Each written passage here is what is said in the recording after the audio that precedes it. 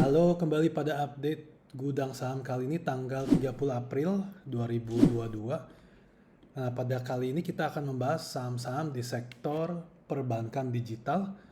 Nah, kita seperti biasa akan diskusi mengenai pergerakan harga IHSG dulu selama seminggu terakhir.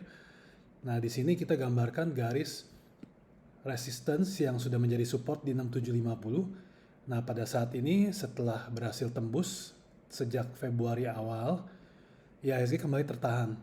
Nah, kita bisa lihat bahwa dengan lamanya IHSG berada di sini di tahun 2021 kemarin, maka ekspektasi IHSG akan sideways terus sampai sekitar bulan Juni atau Juli. Nah, kalau memang sudah bisa tembus kembali ke atas 7.350-nya, maka IHSG berpotensi untuk menguat hingga ke level 8.000-nya. Nah, saham pertama kali ini adalah saham BBYB. Nah, BBYB ini sudah downtrend sejak awal tahun 2022.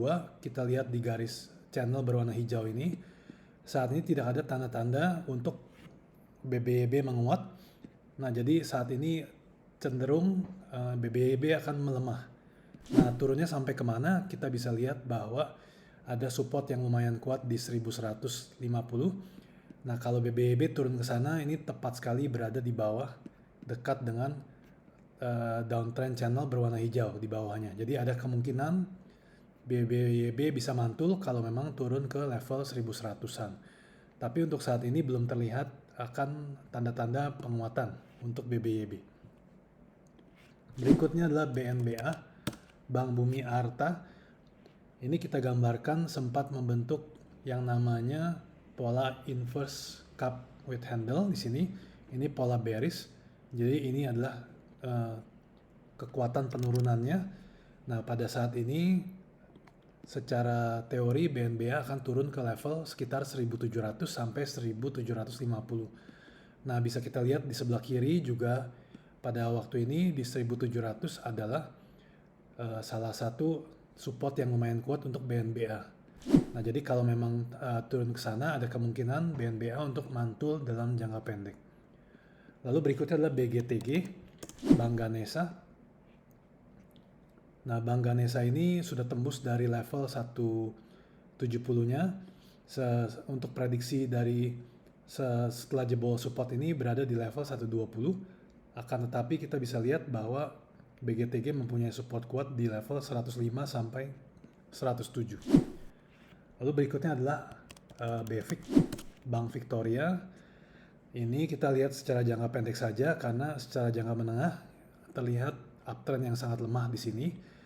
Nah, jadi kalau BVIC sebenarnya bisa naik dan terus berada di atas 146 yang kita lingkari, maka BVIC masih ada kesempatan untuk naik lagi ke level 200 dan seterusnya. Lalu berikutnya adalah BKSW, Bank QNB Indonesia. Saat ini berada di support kuat di 134 di sini.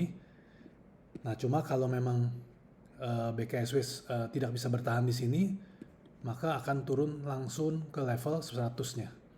Jadi 100 ini juga ada support di masa yang lalu. Nah, kita tunggu saja apakah berhasil bertahan di 134, 135 atau tidak. Berikutnya adalah BEMAS, Bank Maspion Indonesia. Nah, BEMAS ini sedang berada di level support yang lumayan kuat di masa lalu. Jadi kita bisa lihat di sini sekitar level 1200-an. Nah, kalau memang bisa bertahan, maka BEMAS akan berpotensi mantul kembali. Sebaiknya kita menunggu setelah 3 bulan dari tanggal 7 Maret, berarti sekitar bulan Juni awal.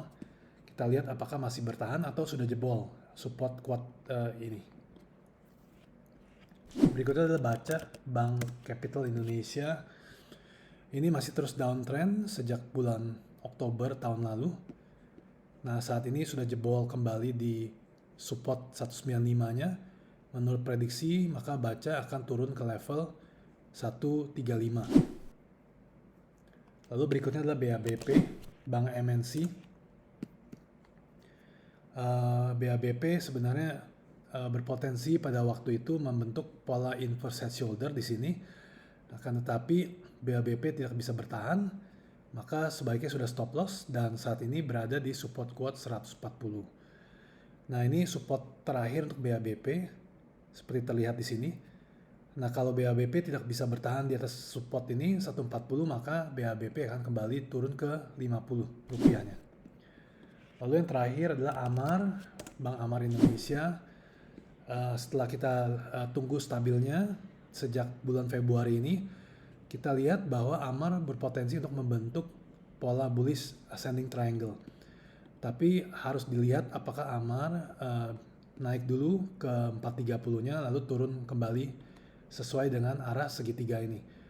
Kalau AMAR tidak bisa bertahan di level 380-nya, maka kemungkinan akan turun kembali ke level 283. Nah, tapi setelah tembus dari level 430, maka AMAR berpotensi untuk menguat ke level 590-nya. Jadi sekian saja untuk pergerakan sektor bank digital. Terima kasih sudah menonton. Sampai ketemu di lain kesempatan.